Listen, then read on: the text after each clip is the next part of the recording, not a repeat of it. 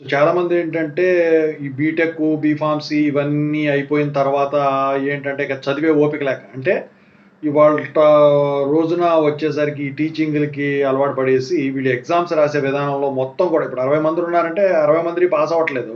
Passed out కూడా అవ్వట్లేదు.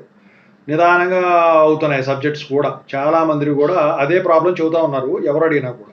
అయితే దానివల్ల ఏమవుతుందంటే ఇక ఓపిక అయిపోయి లేకపోతే ఫైనాన్షియల్ ప్రాబ్లమ్ వల్ల ఈ ఉద్యోగాలు ఎతుక్కోవటం, లేకపోతే ఈ చదువు అవ్వకపోవటం, ఇంకా గ్యాప్ రావటం, దానివల్ల కెరీర్ గ్యాప్ అనేది ఏర్పడుతుందనమాట స్టూడెంట్స్‌కి. సో, ఇప్పుడు ఈ కెరీర్ గ్యాప్ ఒక సంవత్సరమో, 2 సంవత్సరాలో, 4 సంవత్సరాలైనా, 5 సంవత్సరాలైనా ఇలా వస్తుంది గదా! సో, అలాంటి వాళ్ళొచ్చేసరికి ఏంటంటే వాళ్ళకున్న డౌటు. ఎంటెక్ గాని, ఎంఫార్మసీలో గాని, వీటిలో ఎంబీఏ గాని, వీటిల్లో జాయిన్ అవ్వచ్చా అండి? కెరీర్ గ్యాప్ ఉన్నవాళ్ళు ఈ పీఈసెట్ రాయొచ్చా అండి? అని చెప్పేసి అడుగుతా ఉన్నారన్నమాట. దాని గురించి ఈ వీడియో చేయడం జరిగింది. ముందుగా అయితే ఇంతవరకు ఈ ఛానెల్ సబ్స్క్రైబ్ చేసుకున్న వాళ్ళు ఎవరైనా ఉన్నట్టయితే ఖచ్చితంగా అయితే సబ్స్క్రైబ్ చేసుకోండి. వీడియోని లైక్ చేయండి, షేర్ చేయండి.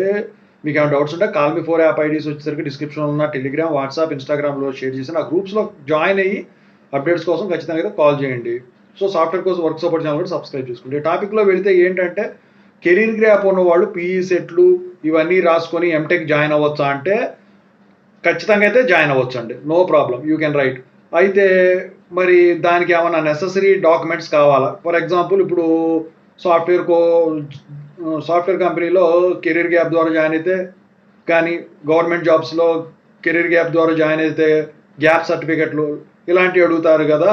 వీటిలో అడుగుతారా అంటే అలాంటిదైతే ఏముండదండి. మీరు బీటెక్‌కి ఎళ్ళేటప్పుడు ఎంసెట్‌లో ఎలా అయితే కౌన్సెలింగ్‌కి అటెండ్ అయ్యారో అదే విధంగా ఇక్కడ గూడా ఎంటెక్‌లకి, ఎంఫార్మసీలకి, ఎంబీఏలకి జాయిన్ అవ్వచ్చు. మీరు ముసలోళ్ళైనా గూడా చదువుకోవచ్చు. ఎంత కెరీర్ గ్యాప్ ఉన్నా గూడా. No problem. అది మీ స్టామినా మీద డిపెండ్ అయి ఉంటుంది. ఓకేనా? Thank you so much.